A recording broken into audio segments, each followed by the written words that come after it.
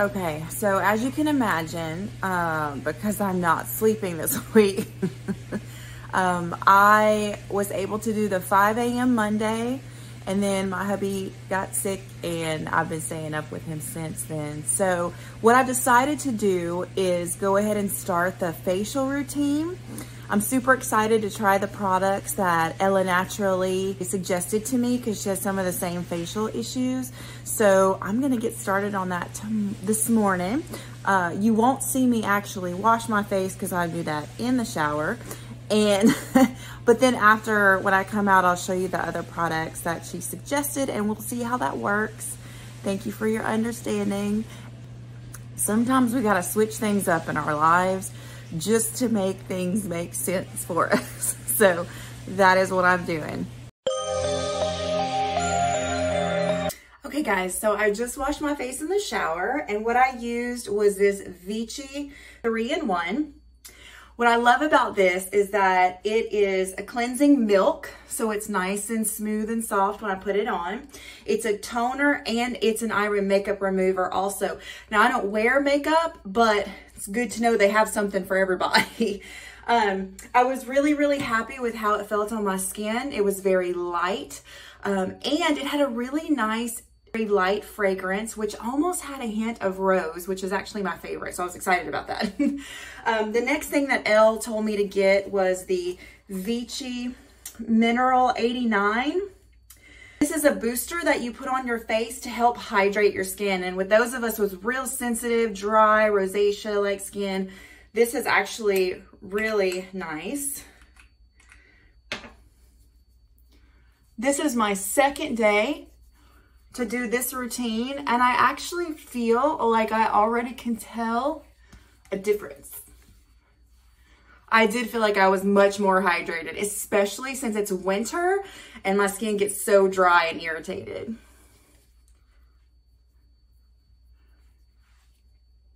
You'll notice that my skin is already getting a little red and irritated just from touching it. That's how sensitive my face gets. The next thing that I'm gonna use is the Aqualia Thermal Rich Cream. So what's neat about this is that it actually helps to hydrate again. It has the hyaluronic acid and it has the special volcanic water in it from Vichy. And so that goes on next. It's a really nice little super creamy cream. Now remember, I am not used to doing a facial routine. So if you see something that I'm doing wrong, or if you could see something that I could do better in this routine, please let me know. This is also super light. And I love that because I hate when I feel like things are caking on my face. So I do like how this feels.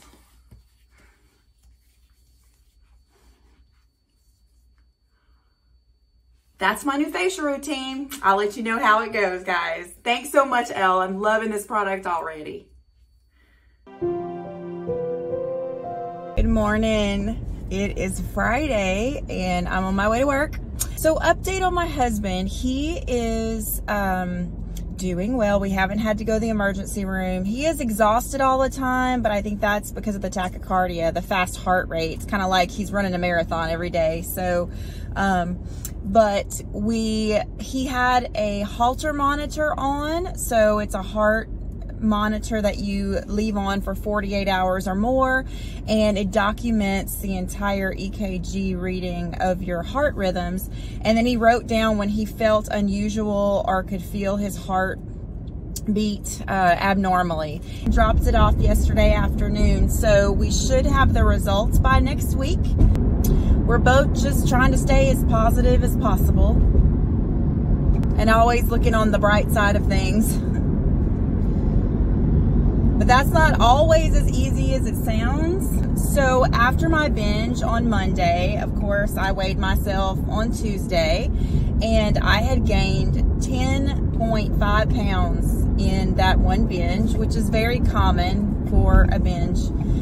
And so I've been working the rest of this week to just stay healthy and just keep focusing on the positive so I don't go back to the binging as a coping mechanism. And that has been a lot harder than I thought. I have been able to do well with it, but it's still very, very, very difficult, I guess, as is with any addiction.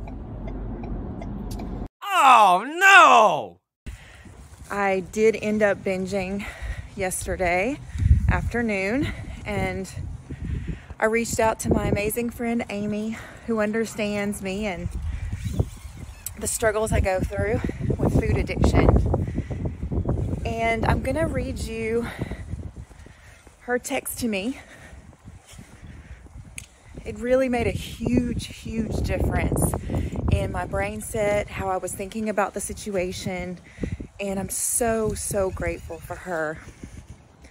I hope this helps you also if you're struggling with what I struggle with. She starts by telling me how she understands how I'm feeling, and she starts to list the things that seem to work best for her during these times of binge. I think some of these ideas may help you guys as well, so take time and pause it if you'd like to read all of the things that she does to help herself. But the biggest thing that stood out to me is when she says that stretching out her body, shoulders, etc., makes me feel a bit more in touch with my body when I've abused it in other ways. That was so powerful to me. The next part of her text also hit me hard when she said, the secret of change is to focus all of your energy, not on fighting the old, but on building the new. I thought that was incredibly beautiful. And then when I was talking to her about doing things that made me just even feel okay, because I didn't know if I could feel enjoyment from anything at that time, she says, I think you hit the nail on the head. Do things that make you feel okay, not necessarily amazing. Just getting back to feeling okay is enough for now. And I thought that was also so powerful. I'm taking my good friend Amy's advice. It's Saturday morning. You can see it's a little dreary outside, but I'm taking my doggies out for a walk before it starts raining real bad. It's supposed to storm today. So they are enjoying sniffing at everything. I'm trying to go over the 2 binges I had this week to find out why they happened, where my mind was, what emotions were the greatest, so I can hopefully not do that again. One of my greatest downfalls is that I am not a patient person. Being a medical provider, I like knowing what is happening, why it's happening, and how I can make things better. Well, I can't do that with my husband. I start thinking about all the things that the Holter monitor could possibly show when we get the results next week, and catastrophizing. And the fact that there's nothing I can do about it drives me bananas. So yesterday afternoon, that was where my mind was. There's nothing you can do. You're so worthless in this situation. And so in order to stop those thoughts going through my head, I decided to eat pizza and chocolate cake. Did it help? Yes, it did. In the moment that I was eating, or the moments that I was eating, I numbed. I felt better.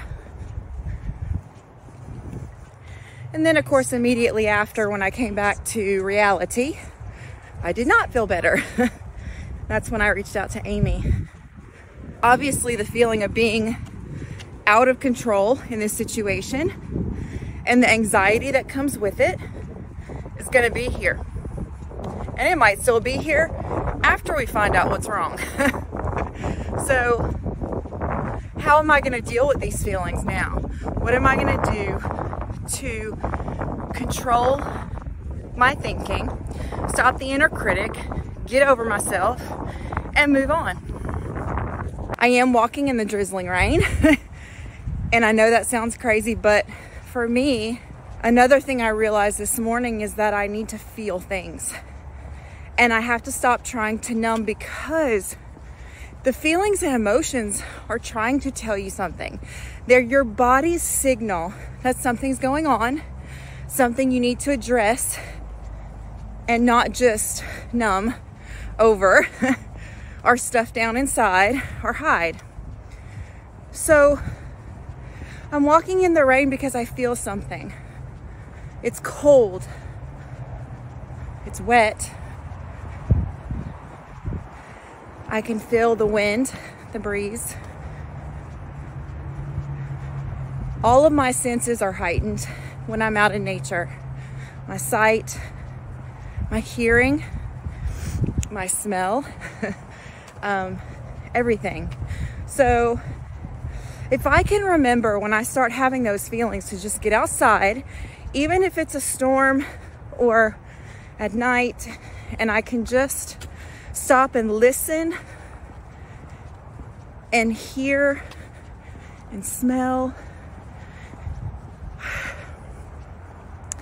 that's going to help to ground me again and help me realize that the things I need to be doing are the things that are going to make it better, not worse in the end. Stop looking at the instant moment of how to stop the feeling, and I'm going to have to work through the feelings. One of the great teachers that I listen to is Tara Brach. I will link her YouTube down below.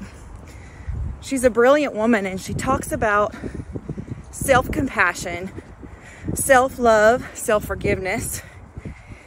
And she has a really neat protocol that she uses for her and her students when they're having an overwhelming emotion. It's called RAIN, R-A-I-N. The first is recognize. So I need to start recognizing what the feeling is that's causing all the turmoil. Is it anger? Is it grief? Is it judgment? What is it that I'm feeling? Then A is allow. Allow it to be there. There's a reason it's there. You need to acknowledge it, allow it, and understand that it's okay. You don't need to numb it. You don't need to push it down. Then I is investigate. So looking at your life, what's going on now? Or is it something in your past that's stressing you? Or is it something in the future that you're stressing about? Investigate it, see where the origin of the emotion is coming from. And then N is nourish. Nourish and nurture the part of you that needs to be nourished and nurtured. So thinking back about my binge yesterday, what is it about the food besides the numbing? I realized it's comfort. I feel like when I'm full, sometimes even obviously overstuffed and super full, what is the feeling that it gives me? It gives me peace, and it gives me, I feel like I'm wrapped in a big soft blanket. One of my big comforts is soft, fuzzy, fluffy blankies. And my mother-in-law just gave me this incredible, like seriously, the softest blanket that I've ever felt in my life for Christmas. And I'm going to link that site down below too, because they're a small family-owned business. And it's just, I'm the person who Googles softest material in the world to then buy a blanket, like off of Amazon or something. I kid you not, this is the softest blanket ever. I digress. So what I'm going to do next time when the emotion is something that I feel like I need to numb or comfort myself over with food, I'm going to grab my special blankie and I'm going to wrap it around me.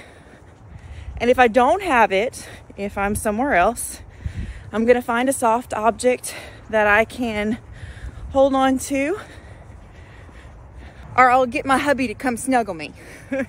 That is my game plan.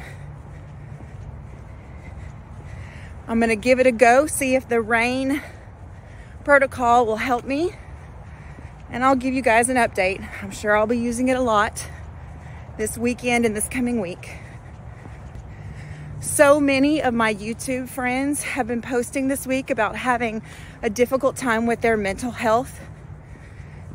Crazy things are going on everywhere for everybody. Trauma, loss, sadness, unexpected things, expected things. And I just want y'all to know, I know we don't live together locally, but please reach out to me. My email is in my description of my channel. And honestly, I am happy to be there for other people because you guys are there for me. I love when you post about things that help you through these situations. And it means so much that you're willing to share such personal moments. For my intermittent fasting, I was able to stay on track. I did have at least 16 hours fasting each day, which I think helped a lot with the total calories with the 2 binges. I was able to complete an hour-long walk each day. I honestly think that has a lot to do with why the weigh-in wasn't as scary as I thought it was gonna be. If I hadn't had that movement in, it would have been pretty traumatic this morning. This morning I weighed in at 238.9 pounds. That, my dear friends, is a weight gain of 8.3 pounds this week. To be fair, I'm actually kind of excited it was not way more because, as I told you before, I had started with a 10.5 weight gain after my first binge. And with this second binge, I was like, whoop, just prepare yourself. It's all data. So that's the information I got from my weight. As far as inches go, I gained back 2. So I did gain 2 back. I guarantee it was in my tummy because it's nice and bloated. I kind of feel like a link of boudin about to bust out of its casing, but we're going to work on that. Yes, I did have to weigh in today after a week of 2 binges, but I tried to make it fun for myself. I made up a little song while I was taking my weight and doing my progress pictures. I sang data, data, data, it is all data, numbers and inches, woohoo! It's so stupid, I know. I don't know if y'all are like me, but I just make up random songs out of nothing. It's just, I don't know what it is, but anyway. So after weighing and measuring and everything, I went ahead and got my lunch together. I made some shrimp fajitas yesterday, and so I've got those packed. I've got some fruit packed. I have my water packed. So one of the awesome ladies I follow on YouTube, Heather, is starting to do a daily vlog where she vlogs what she eats and her movement and everything so that she will get back on track. So she has accountability. I think that's phenomenal. However, with my 2 jobs, I'm not 100% sure I could actually vlog every day and post it every day. So what I'm gonna try to do this week is every day I'm gonna vlog a little bit about what I ate. I'm trying to remember to take pictures and then the movement I did that day. Because I do wanna make sure after this kind of a weigh-in and last week that I don't go back, restrict, and then it start all over again. Like a circle that floats around me, keeping me safe and sound. And when I fall, you tied a rope to me. You're blessing me every day. I was down with an illusion, like a sparrow